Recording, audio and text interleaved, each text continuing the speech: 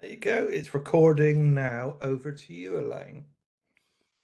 Hello. I'm just trying to get my my PowerPoint slides to play and they're not playing, so I do apologize.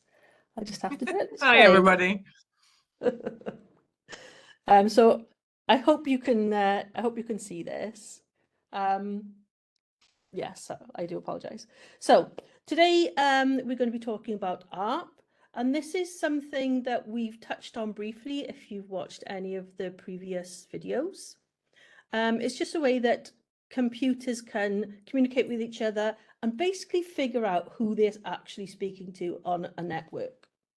So today we have Elaine, that's me, Elaine Haig, Rebecca said hello, and we do have some other very important people lurking in the background. So these pair down here, Elizabeth and Andrew. So I'm sure you'll hear from them at some point. So we're going to go back to kind of basics. Just think about what networks actually are and how they really work behind the scenes. So if we think of a network, you can kind of picture what that network is made up of. So if you have a network at home, maybe a lot of it is going to be wireless, but you've got a rough idea what devices you've got in your house and how they can all connect to each other through your router.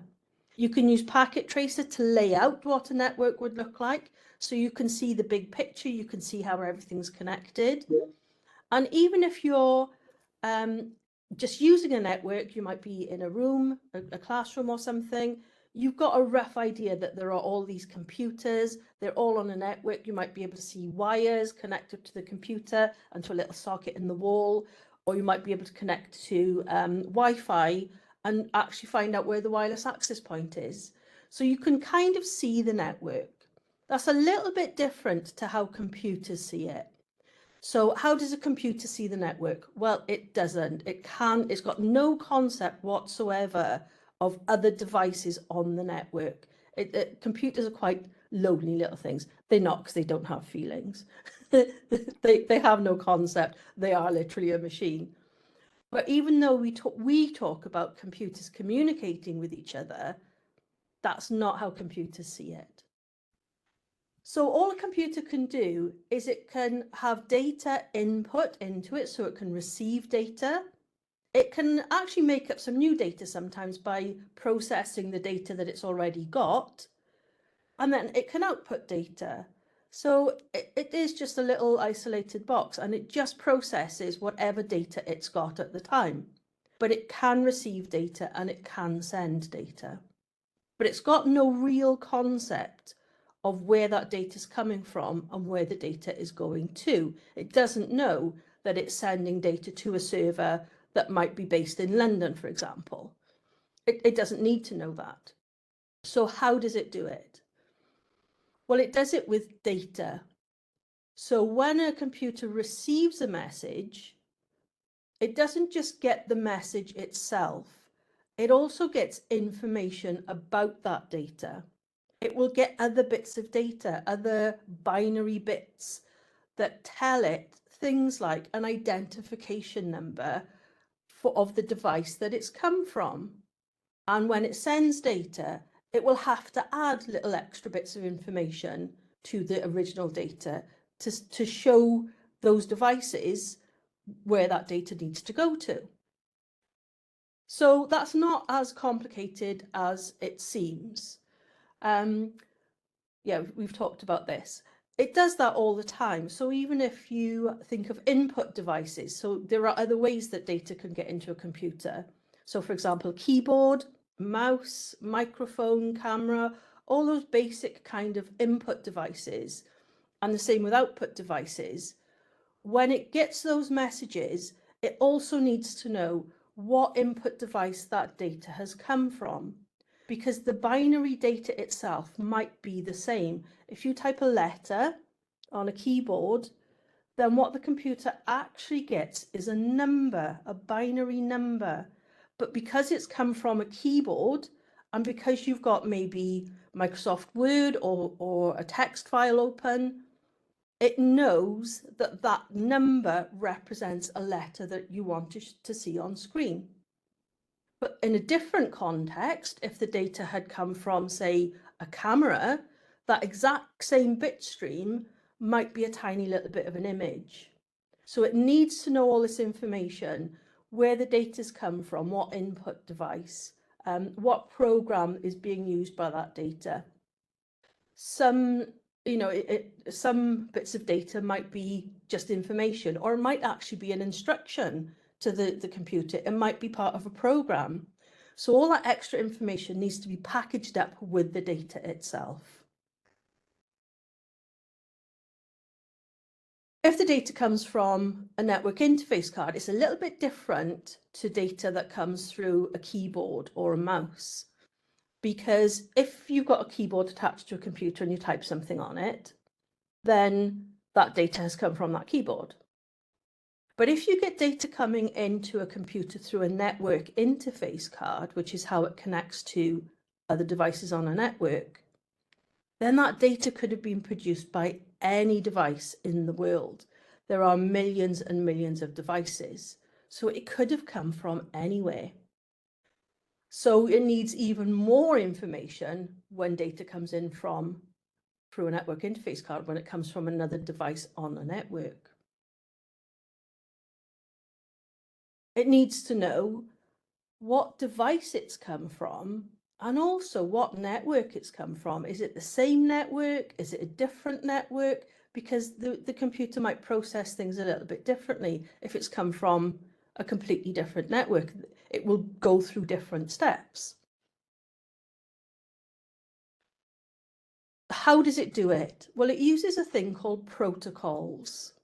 Now, protocols, they're basically programs. All of these things run on programs. So at some point in the distant past, somebody will have actually sat down and coded all this stuff up. So this is how the internet works and this is how computers work. But the rules, the guidelines of how these things work are known as protocols. And a way that I'm going to show you that you might relate to is the rules of sending a letter, for example. So when you were quite little, somebody, in primary school might have shown you how to structure a letter. So if you saw this letter now, you kind of can tell who the letter is addressed to and who wrote the letter. If you didn't know what those rules were, you might not really be sure as to, okay, so who wrote the letter and who's it sent to, but there are certain rules around it. So whoever the letter is addressed to normally goes here, and whoever wrote the letter normally goes up here. That's the rules of writing a letter. And that's kind of how these protocols work. When a computer receives some data, they will always know that, okay, so the computer that sent this data to me is identified by this little bit of extra data in this specific position. So computers use that kind of addressing information in a very similar way. They know what to expect. They know there will be certain bits of information that will always be in the same position, and that's where they can look for who sent me this data, where has it come from. It's a little bit like letters. It's the same when you address the envelope. If you put the data, put an address onto an envelope to send that letter, you'll also need to know the format. So where the name should go, the order of the different bits of the address, the fact that the postcode should be at the bottom. And there's lots of reasons for doing that. But again, it's a bit like a protocol. It's kind of an expected rule. If you put the postcode at the top, or if you put the stamp at the bottom, for example, that can cause lots of problems because they have big machines in kind of sorting offices with the, when they sort mail delivery. And if you don't follow these rules, then it's quite easy for your letter to get lost. Or, luckily we have still employ postmen and people who work for the mail who can sort it out manually. They can look at it and try and figure it out. But the machines need to expect it in a certain order. When you send a letter, you just put it in the post box. Sorry, I've jumped ahead now. I ruined my flow. When you send a letter, you put it in the post box And you don't really have to worry about what happens next. It goes in the post box and hopefully it'll eventually arrive at whoever you've addressed it to. Or if you order something online, something off Vinted, it'll eventually turn up to you because they've got your address. But you don't have to worry about what goes on behind the scenes. But actually, when it comes to things like mail delivery, we're still talking letters, it's a super complex process. It's really fascinating. So they have these massive machines that will sort all the letters out, and they can, even if your writing is like really quite poor and you handwrite the address on a letter, they have all these machines that will automatically read the addresses and postcodes, and they can read like thousands and thousands per minute. And it's all sorted automatically. So it's a very complex process that you don't need to worry about. You just make sure you have the letter addressed properly, make sure that you have your envelope addressed properly, and that process will take care of delivering your letter. Another protocol that you may or may not have thought about are postcodes and how they actually work. Postcode, every letter in a postcode actually means something. So, the way that it works is that you'll have a general area, and if you live near a big city, the first part of your postcode is generally relating to the big city that you live near. So, for example, I'm in Cardiff at the moment, and most of the people I know have a postcode that starts with CF because they live quite near Cardiff. SW is a London postcode, Southwest London. So they kind of give the big area, and then you can kind of narrow it down then. So the very last couple of digits in a postcode relate to just a few houses. Normally it could be one street's worth of houses, or even half a street if it's a very big street, or even one building if it's a very big building and it has a lot of mail. They can have their own postcode. So when you send a letter, it basically gets sent to your local sorting office, and that will automatically sort all these letters. And then it'll look at things like, okay, so do I need to send this letter to somewhere that's far away or somewhere that's in the same kind of postcode area that I'm in? Those are the kind of decisions that are taken. So, for example, if you sent a letter from Southwest London with an SW1 postcode, but you were sending it to somebody else who was in the same SW1 postcode, it wouldn't need to go anywhere else. It could go to that main sorting office.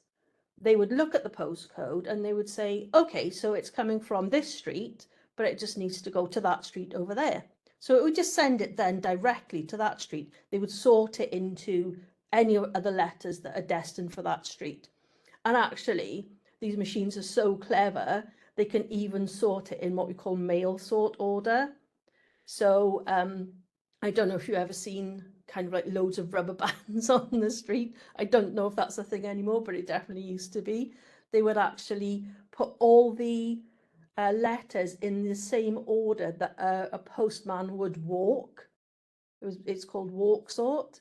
So that he literally just had to pick up this bundle of letters, and the first address would be at the top, and he could just keep going through them in order. So, and that's all pre-sorted. But say, for example, you were sending a letter from Cardiff to Southwest London to SW1, or the other way around. We'll do it the other way around. If you're sending a letter from SW1 to Cardiff, first of all, okay, so we can't send it directly to the postman. We'd have to send it somewhere near Cardiff. So it would send it from the main sorting office in London. Probably have to send it through some big lorries, or maybe a train, or if it's an address in Scotland, they've even got their own aeroplanes that they send letters and parcels on. And they would send it to the next biggest sorting office near Cardiff. And then that might sort it and think, okay, so there's another smaller sorting office that's a little bit closer to that address, so we'll send it to that one next. And then they might send it to a post office, and they'll give it to the postman then, and then he'll take it to the address. So using this postcode, they kind of get that letter closer and closer and closer to where it's meant to be. But they do it based on these numbers. And they only really need to look at the actual address, like the number of the house, when it comes to that last sort before they give it to the postman. The way that computers send data to each other works in quite a similar way. Not exactly, but there are some similarities. So if you're using a computer and you need to send some data to a different computer, and that could be sending, you're typing in a query, you're Googling something and you're looking for an answer on Google, you're sending that request to the Google servers. And they'll process it and they'll come back to you with some answers. So most things that you do on a computer, if it's on the internet, you're sending some data as well as receiving data. Your computer also sends and receives a ton of data without you using it. So even if you're not actually doing anything, you've just got your computer open and a couple of tabs and programs running, those programs are still usually speaking to other servers and things in the background. So you'll always have a lot of data coming in and out of your computer. But though the data, if you remember a few weeks ago, we were talking about what data actually is, and data is always something physical. So it's not just the idea, it's not just the question that's in your head. That computer has to create that data in the form of binary bits.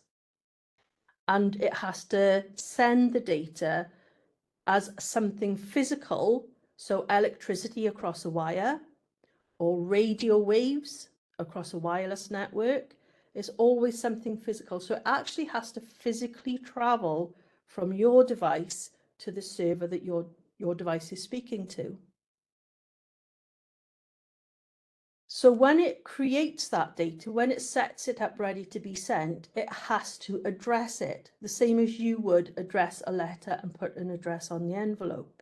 It adds that extra data to the message.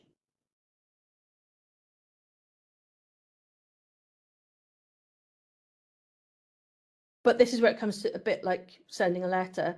Once that data is prepared and it's kind of posted it to the network interface card, it sends the data across the wire.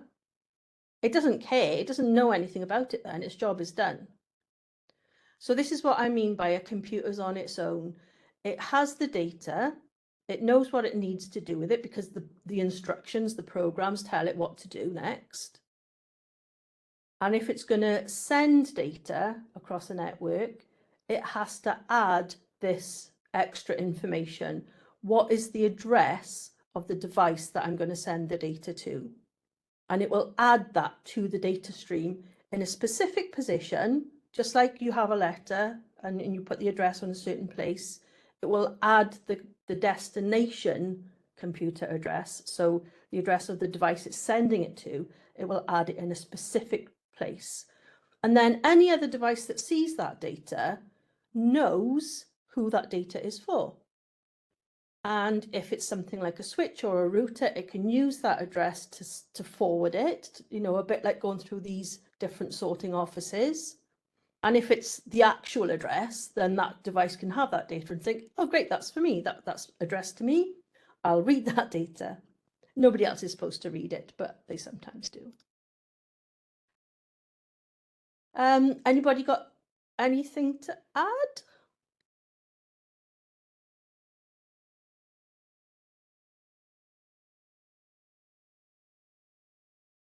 I think you've done an extremely good job there of taking us through the basics. For that, thanks very much for a really comprehensive explanation. I've been busy trying to mock up in Packet Tracer a simulation for you, but you carry on, and then I'm nearly finished, and I'll show you in a bit.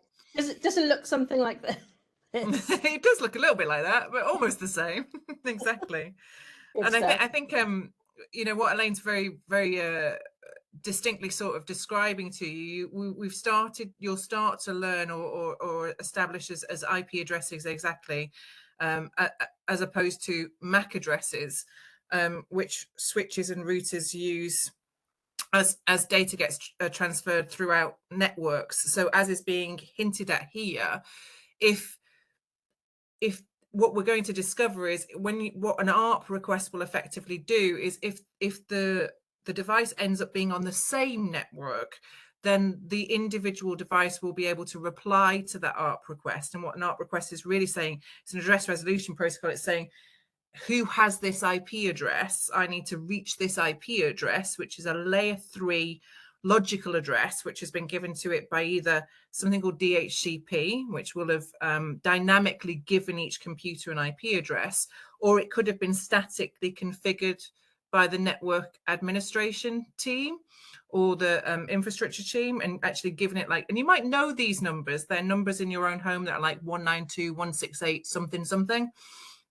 And the computers communicate with IP addresses, but at layer 2, when they go from hop to hop rather than from end device to end device, when it goes the shorter distances, again, like the postie example, when it's going the shorter distances, and then it needs to actually find the next hop to go to, it'll use a MAC address. So what an ARP request is really doing is saying, who has this IP address? Can you tell me your MAC address, please?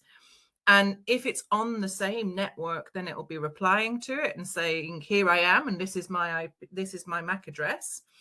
And then if it doesn't, it will have to be replied to by the router. And I think I'm probably anticipating the slides to come. Is that what I'm doing? Yeah. I'll blast through that bit quickly, and then if you can finish off with a little demo. And then I'll see if I can demo it by the time you've got through your slides. Cool. That's amazing. Yeah, so we're sending data, so we're going to use PC1. It's probably a little bit difficult to see there. It's quite small. But this is PC0. So you've got PC0 here. Can you see my mouse wiggling? Oh, it's gone big. And PC1 down here. Got 4 PCs, which are labeled PC0, PC1, PC2, and PC3, all connected to a switch. That's connected to a router, and then you've got a server which is on a different network, so it's the other side of the router. So if one of these PCs sends some data, it'll go to the switch first. That's the first kind of stop that looks at the data. Now, like I said, when a device sends data, it needs to add address. So for now, we'll just say that it's put an IP address on there. The switch will look at the address, the IP address, and the first thing it does is it figures out, is the device that I'm going to send the data to on my network, the same network as me, or is it on a different network? Because if it's on the same network as the switch, it can just take the data and forward it. It can, if it comes in on one PC, the switch can just forward it to another PC that's on the same network. If it's on a different network, it will just forward the data to the default gateway, the router that is connected to, and let the router figure out where to send it next. The way that it figures out if it's on the same network or not is it looks at the combination of the IP address and the subnet mask, but that's for another day. So when it's looking at, okay, so where am I? Did I miss one? Oops. Yes, that one. So how does it do it? It needs to know which device to send it forward to. So it might have the IP address as an address in the data stream, and it knows by the network address that it's, okay, this is the same network as me, so I must be connected to this device somewhere, but I'm not sure which device it is. It might not know which device has that IP address, because like Rebecca just explained, the IP address is given to a device, to a PC. It doesn't automatically have it. It has to get the IP address.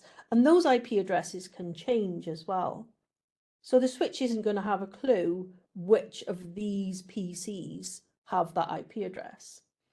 So the protocol, or the set of rules that allow this to work, is known as Address Resolution Protocol. That's ARP for short. We call it ARP.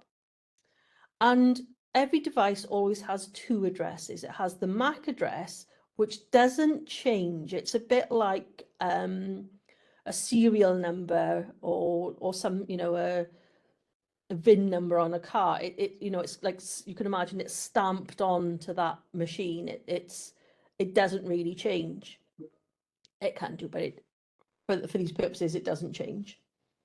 Whereas an IP address can change. It can change quite frequently. And like Rebecca mentioned, a switch sends stuff to them using the MAC address because it's a machine that's directly connected to another machine. So it always knows that's going to be the right one.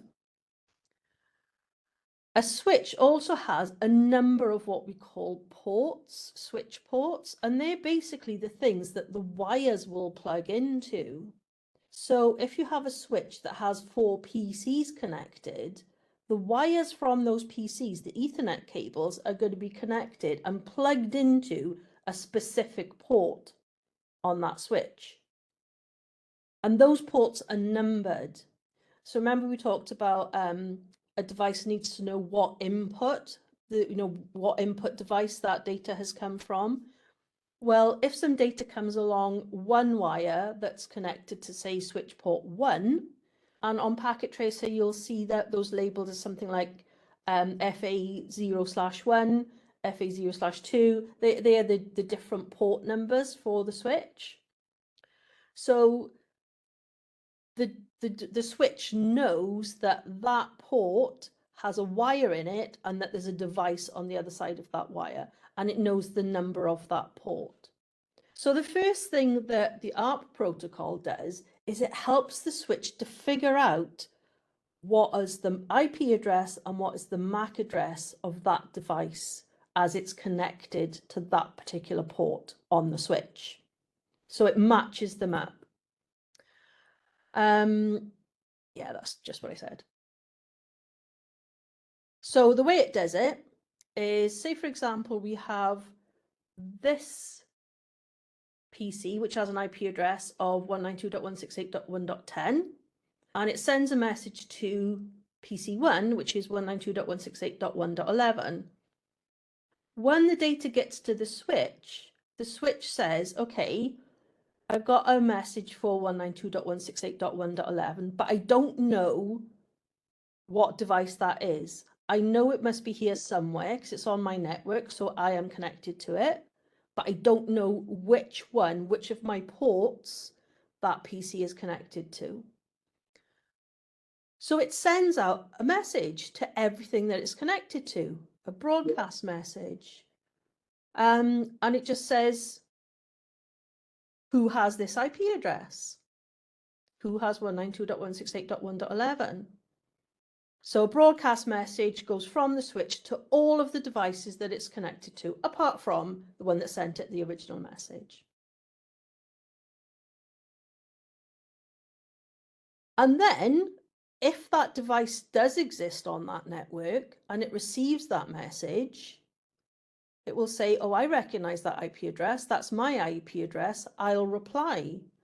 So for example, PC0 pings, just sends a ping to the switch, and it's trying to ping PC1, which is the .11. It sends the ping, the switch gets the ping and thinks, I can forward this, but I'm not sure where to. So the switch says, who has this IP address? Then PC1, 192.168.1.11, replies to say, I've got that IP address. I'm on your port number 1, and I'm a computer with this MAC address. It replies with all that information.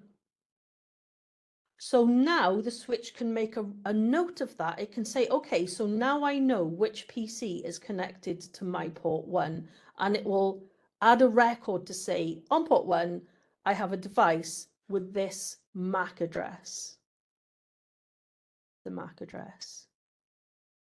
At the same time, the computers themselves also make a record of what IP address matches to what MAC address, because it's in two different steps.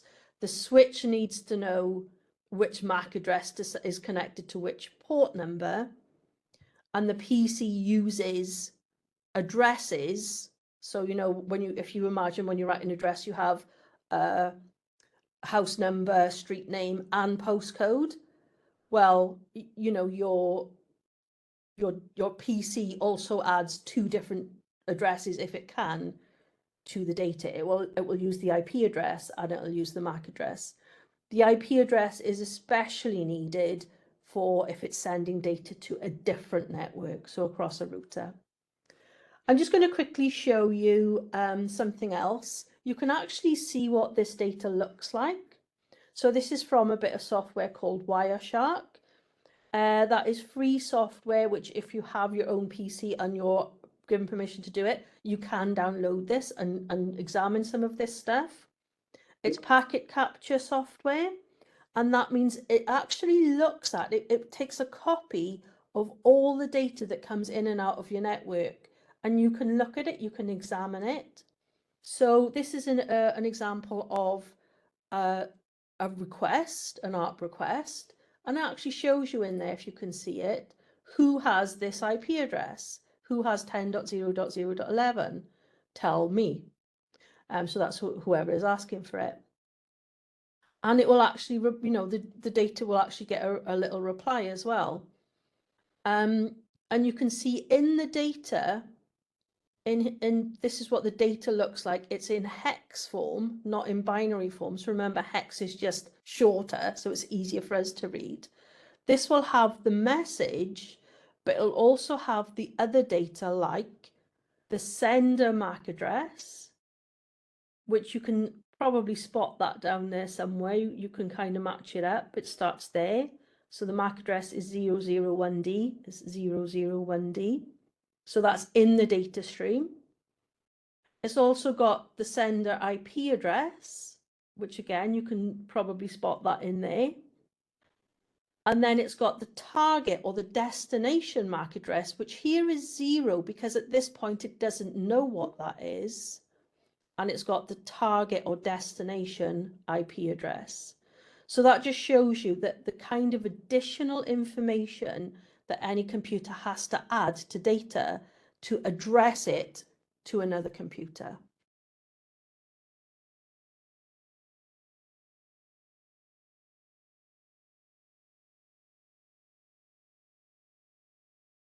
Are you able to give a demo? Otherwise, I have screenshots. No, I can give a demo now. I was just about to type whilst you were. I didn't know if you had more slides to show. What I find fascinating about Wireshark from a cybersecurity perspective is just showing you that you can pick up the information that identifies a computer. This leads into things like incident response or accounting, where you're monitoring a computer network to see who's up to what on a network. This is how you can tell. So Wireshark is a packet sniffing program, which can be used for good or for bad. It can be used by hackers to eavesdrop on conversations if they're unencrypted. But it also can be used by network monitoring to see whether or not what activities people are up to on the network. So companies often do this and use this with incident response to actually see whether or not people are using the network as they ought to, or whether or not a machine has been compromised, or if anything else is going on. Right, do you want me to just demonstrate on Packet Tracer? Should we have a go? Yes, that'd be fine. I'm going to take control from you then, if that's okay, for a minute. Perfect. Oh, you might have to make me a presenter because I don't have the power. Oh, I'm now a host. Thank you. As if by magic. As if by magic. Thank you. Right, let's give this a go. And I will now need you to tell me whether or not you can see my screen. This is look. Can you see my packet tracer that I've? Here's one I prepared. I didn't prepare it earlier. I prepared it on the fly. I'm not seeing anything yet. Not sure about you, Elaine. No, I can't. No. Not yet. Oh, hang on a minute. I might not have shared the entire screen button. How about Now, there we go. That's better, isn't it? Yes. Got Yes. it now. Magic. Lovely. Okay, here's one I prepared earlier, or prepared as you were talking. This is very similar. In fact, if I'd have only waited a few slides, I could have used the same numbers that Elaine used, but it's remarkably similar. I had chosen 192.168.100 to be my local network. Can you see my mouse when I wave it around in Packet Tracer for doing this? Yep, all good. You can see my mouse. Cool. Then I can use it to gesture with. So my local network is the 100 network. So I have two computers, a 100.2 and a 100.3 that are on the same network. I have a router up here that's the gateway to getting off this network. So those are the IP addresses we were talking about. Those are layer 3 addresses. And if I'm trying to route packets from computer to computer, an IP address does not change from the source IP address, and the destination IP addresses do not change as that packet is routed through a network. So if PC0 was trying to communicate with PC1, the source IP address would be 192.168.100.2. The destination IP address would be 192.168.100.3. And that information would stay the same as the information went back and forth went from PC0 to PC1. If it was going to 200, 200, 200, 200, which is a remote computer on a different network, and that's important, I'll come back to it, again, those addresses would stay the same. But what would change would be the hops that it went through as it went along. So if it was on its own local network, it's quite a short distance, really. It wouldn't really have to hop out of its network. But if it was trying to get to 200, 200, 200.2, there's a couple of hops along the way. There's one router here, then it hops across to the other router, and then it gets to the network.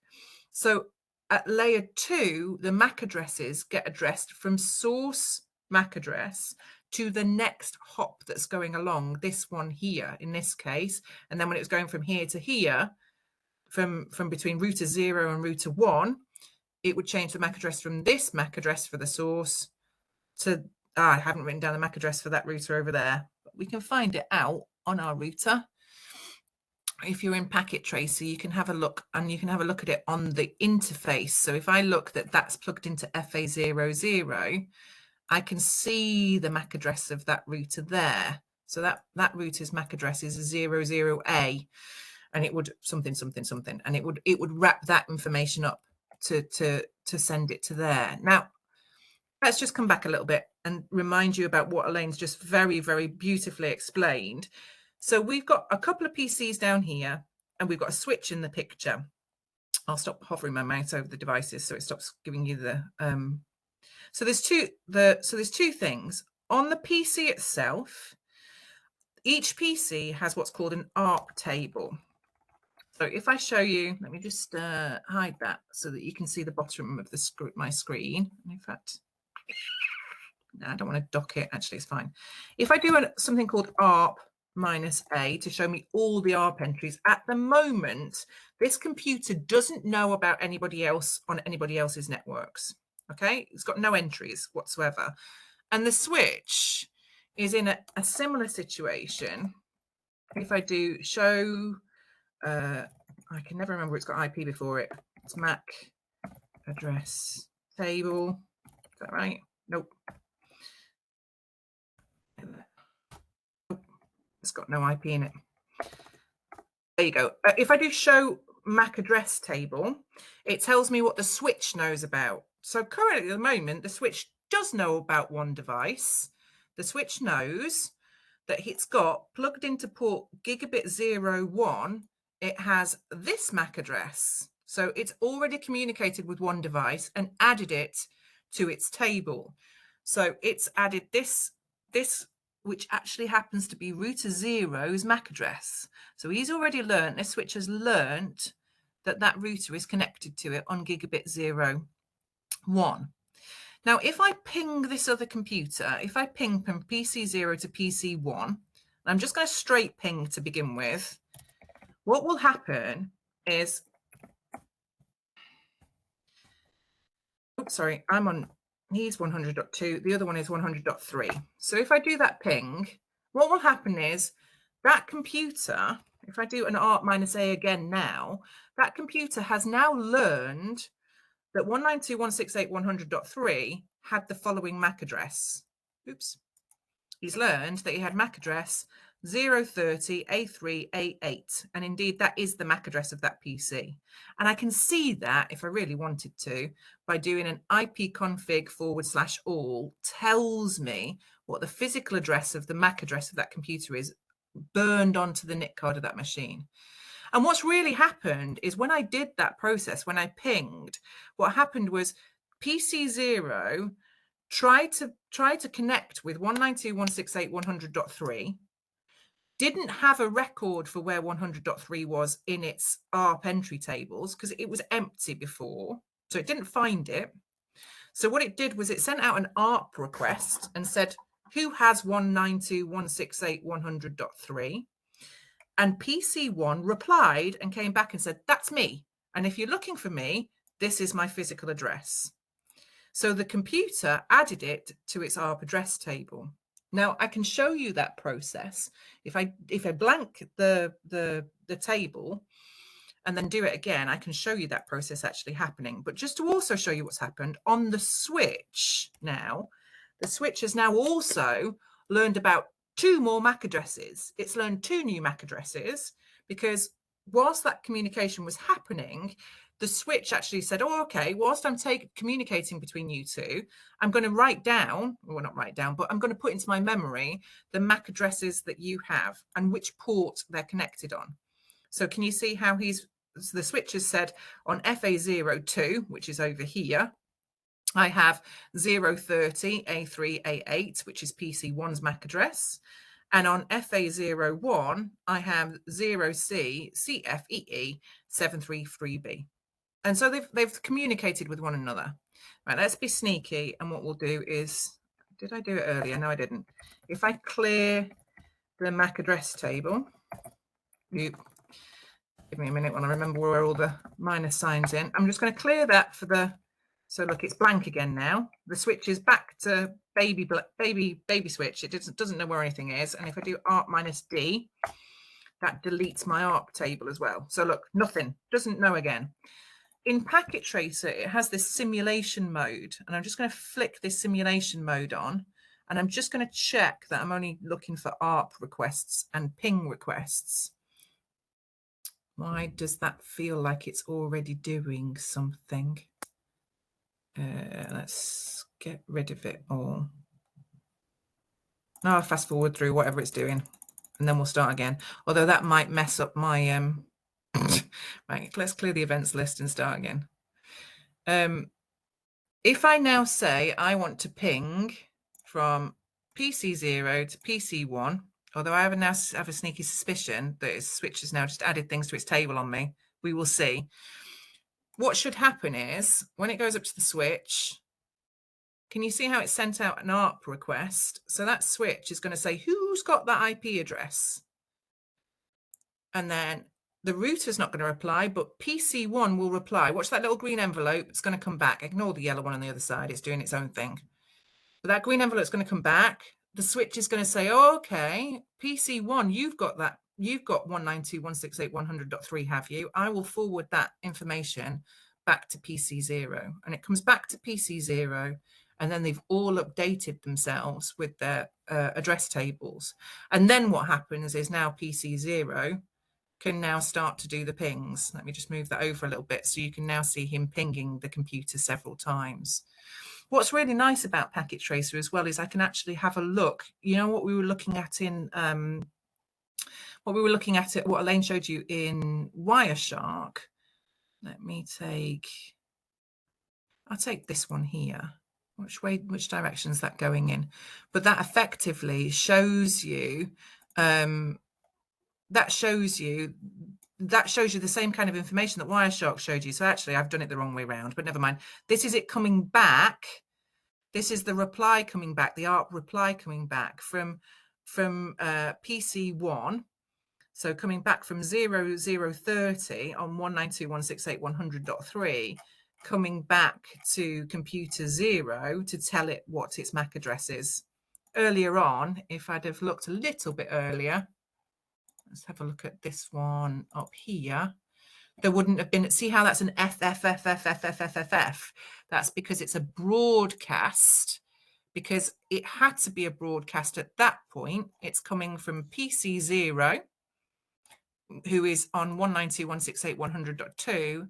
And what he's saying is, I'm looking for 192.168.100.3, but I don't know where it is. So that's the ARP request going out to say, you see how the destination address is FFFFFFFFFFFF, which actually in hex is the maximum number you can possibly have in a MAC address. So it's sending it out as a broadcast, and it's saying send it to everybody, so that hopefully 192.168.100.3 will reply. And now what's going to happen if I do something, if I flip back to real time for a minute?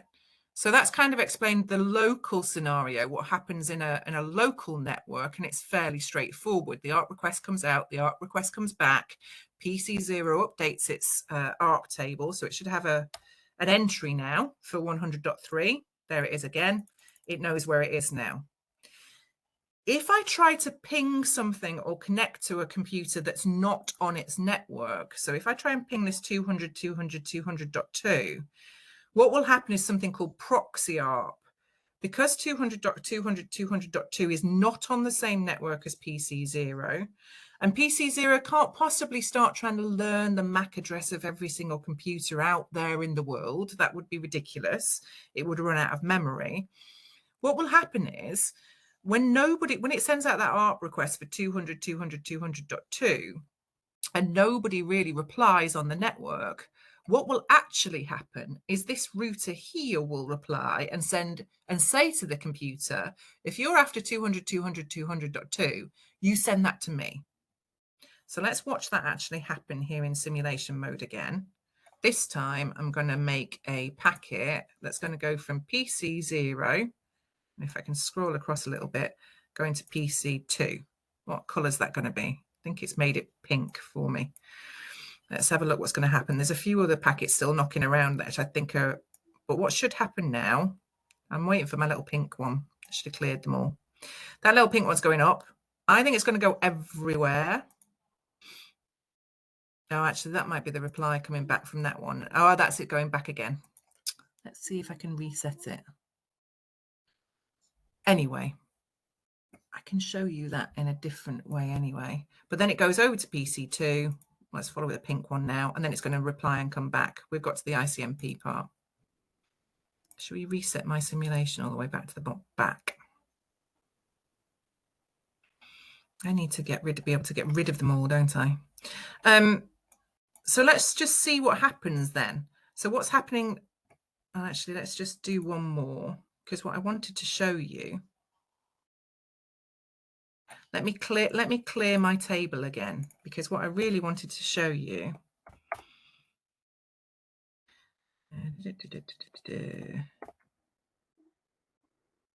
is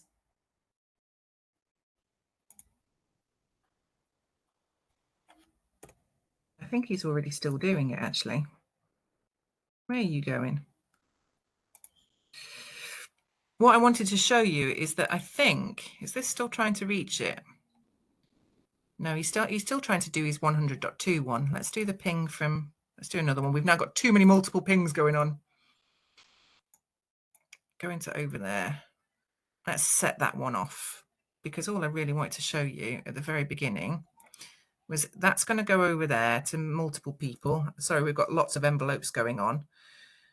This time, PC1's not going to reply, because PC1, just watch this light green envelope. It's not for PC1. And what's going to happen is the router is replying to this ARP request here, and then it's coming back to PC 0. And what he's effectively saying at that moment in time, if we have a look, is he's saying to him, I'm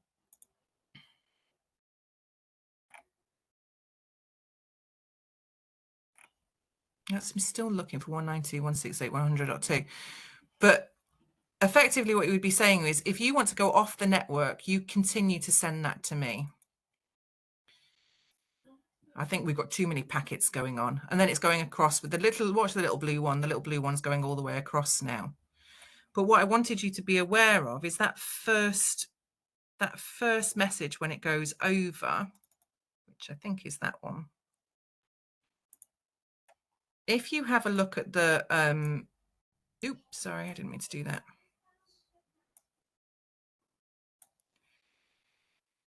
If you look here,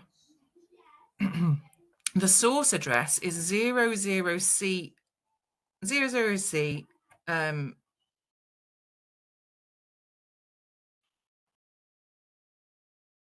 well, that's not the one that's going from,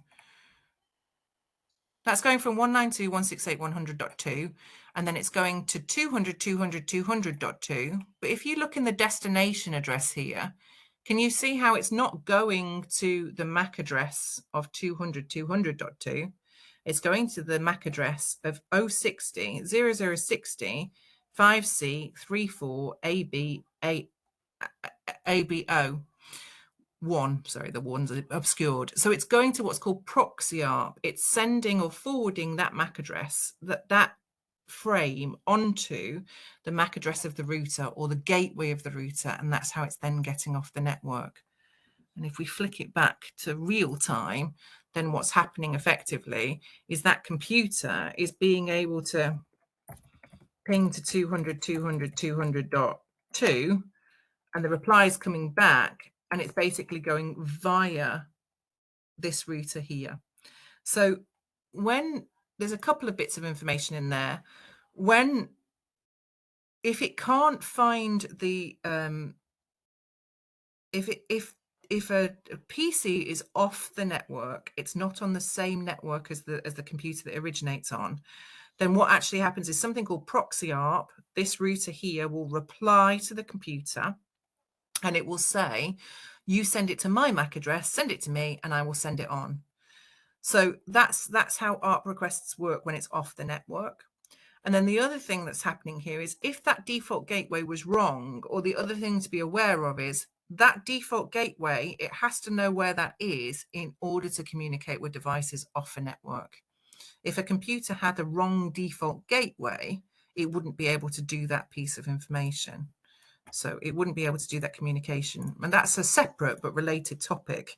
If I change that default address there, the default gateway on the computer, so that it's actually going to a different default gateway, then that ping that I tried a minute ago, still going to do it for me anyway, isn't it? Because it's in the ARP table, but never mind. It can communicate or not communicate correctly. So usually if the default gateway is wrong on a computer, it can communicate with other computers on its LAN, but not with other computers on the other side or a distant route. And now if we have a look at the ARP table, although there's still just one entry here for the local computer that it's learned, the switch is also, so it didn't learn about the MAC address of the distant computer because it wasn't going to, or it never does. And then the switch is learning about the MAC addresses of the computers that are plugged into it and communicate to it regularly. There you go. It was a bit of a whirlwind, but it's a small demonstration of what, in practice, of what we were trying to see. Now this happens constantly. Do I have Wireshark on my computer? No. So I have a new install, and I don't think I've got Wireshark. Nope, not yet. Next week I could show you another time. But if I was to open up Wireshark now on my machine, you would see lots and lots of these communications going back and forth constantly. And the network traffic in that way is always chitter-chatting with one another and communicating very, very regularly. Yeah, Wireshark is fascinating to look at, how many of these little bits of information are just going backwards and forwards, and most of them you would have no clue your computer was speaking to so many things. I know. The time in the background, it really is fascinating. ARP is quite interesting because you mentioned cybersecurity earlier, and I wasn't sure whether to say this or not, but I'm going to anyway. it's one of those old-fashioned protocols. So this is one of those things that was written many, many years ago. And at that time, when there were not that many computers on a network, it was so efficient and it worked incredibly well. But now the landscape's kind of changed a little bit. There's so many things on the internet, and not all of them are very safe. It's one of those protocols that is quite easy to trick, because it's very easy to trick a computer into thinking that data has come from a device. Because if you remember, all the computer sees is that bit of data with those addresses in a specific position. So if you can send a computer some data that has those addresses in that specific position, you can actually put different addresses in there. The computer will never know, because it just reads that address. It could be a fake address in there. And the strange thing about protocol, like some of the older protocols like ARP, is that if it gets an ARP request, if a computer gets an ARP request, it will respond, because that's what how the program is written. But if it gets an ARP response, it will update its MAC table or its ARP table, even if it didn't ask for that response. If it didn't send a request, but it gets an ARP response with, hey, I've got this IP and MAC address, it'll still update the table. So they are very easy to trick, these kind of old-fashioned protocols, which were written in a much more trusting time. And yes, as was being pointed out in the chat, these have a number of names, these exploits. You have MAC address spoofing, like where I might try to change the MAC address of the machine I might be on, which might be a machine that might have other tools and things on it to be able to join a network when I'm not really part of that network. So we have quite often things like MAC address filtering. That's a very baby way of trying to say, let's only allow the trusted devices onto our network. And you might have that on your wireless routers at home, that you can give it a list of MAC addresses and say only allow these MAC addresses on. But a determined cyber attacker can spoof that MAC address, if they know it, of a trusted device and then still attached to your network. And yeah, you can have ARP table poisoning and all sorts of bits and pieces and exploits that revolve around manipulating or taking advantage of these protocols. Yeah.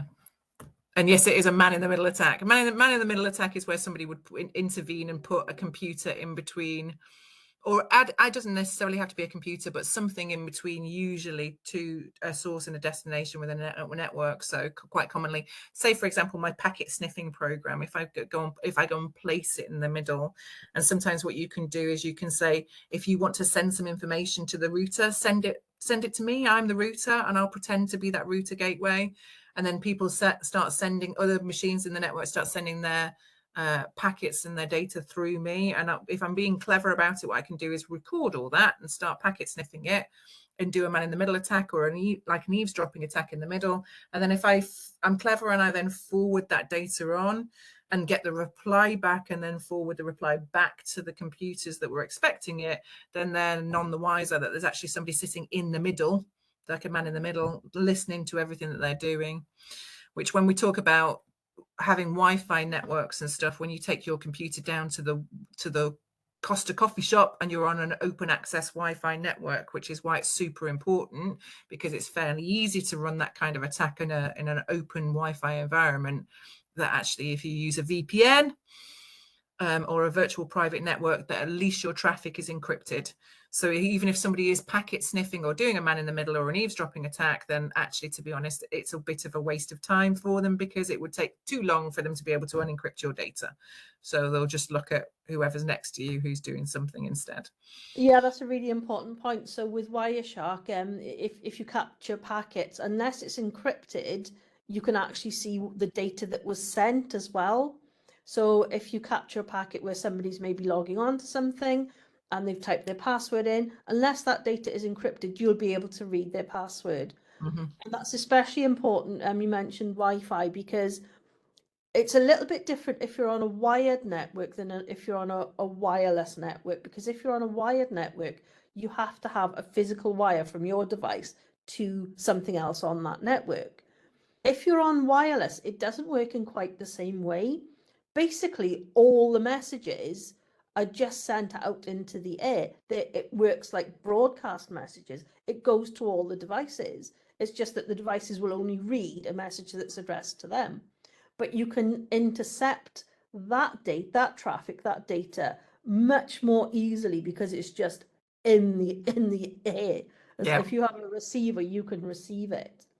And that indeed. is why it's so important to have only use trusted encrypted wireless, especially public wireless, because if you're using an unencrypted public wireless, hotspot or something, there could be somebody else in this, as long as they're close enough to the wireless access point, they can potentially see all of that traffic quite easily.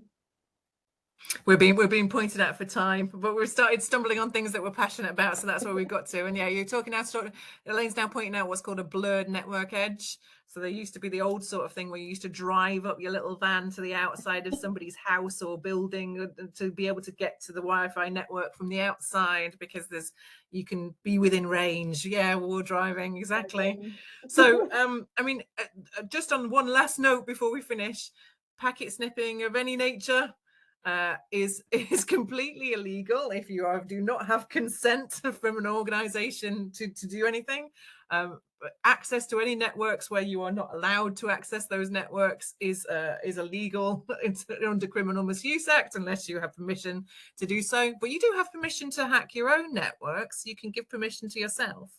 So if this is starting to interest you, you can use Wireshark within your own network, and you can have a look at the information that's going back and forth. So if we've made something fire an interest, then feel free to experiment on your own.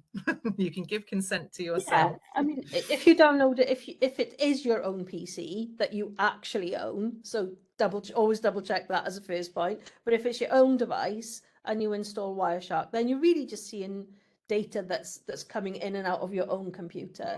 So that should all be, quite familiar stuff, and that's a good way to learn it. Other than that, you can, you can just maybe you might, if you go to college, they might be able to show you that, or you can watch videos about it online and things like that as well. And indeed, courses like this show you a good introduction and ways to play with some of the labs and bits and pieces if you're starting to get interested in that sort of thing. Cool. Right, in the interest of time, we better stop. So thank you for your patience. I will back that up. Do not go around using Wireshark on a public network in your local Costa or Starbucks. It is against the law, or even at school or college. But your home network, as long as you sought the permission of your parents, it is quite okay. As long as you own the network. On Windows, if you've got a Windows laptop or PC, is it will require administrative permission. But if you've got a Linux or Apple Mac, it will install quite easily. But if you cannot do any of the above, then the packet sniffer on Packet Tracer, which is safe, secure, and simulated, will do what you desire in a way that is totally legal. So Elaine and Rebecca have done a wonderful job at telling you something that's slightly naughty. You do it in the wrong place. Do you want me to go back and show them the sniffer way of doing it? I can do. Oh well, we could have start hacking Skype calls and other things as a good friend of mine. that's the advanced one. But he did it on his own call, on his own network, on his own connection, which is legal, But as soon as you start doing it when the people don't know about it, that's a different story. Yeah. The key one here is, do you have permission to be doing what you are doing? And if the answer is no, or you do not have the consent of the owner of the network, the owner of the account, this is where people get tripped up as well. You're not allowed to use somebody else's account, even if somebody else says, oh, you can just log in as me. I'm busy today. Can you just log in for me? I desperately need to send that document. Because that account does not belong to them. It belongs to the organization. It is a fireable, if not if not prosecutable offence to be able to access somebody's account or a system without consent. Computer Have to Misuse keep you Act own it. 1990 is a criminal offence with a minimum tariff of 6 months, but most people are got on other crimes before they're got on that. So what you want to do instead is learn how to stop people doing that kind of stuff, and then we can have 3-figure salaries and not go to jail. Yes, jail is not good. Thank you, Rebecca. Thank you, Elaine. Is there anything else you would like to add? Nope. Thank you for your patience with us today. We've run slightly over time, but hopefully we're fairly interesting with it in our tangents. Okay, excellent. And we'll Thank see you next time. Yeah, thank you all very much. I am now going to stop the recording.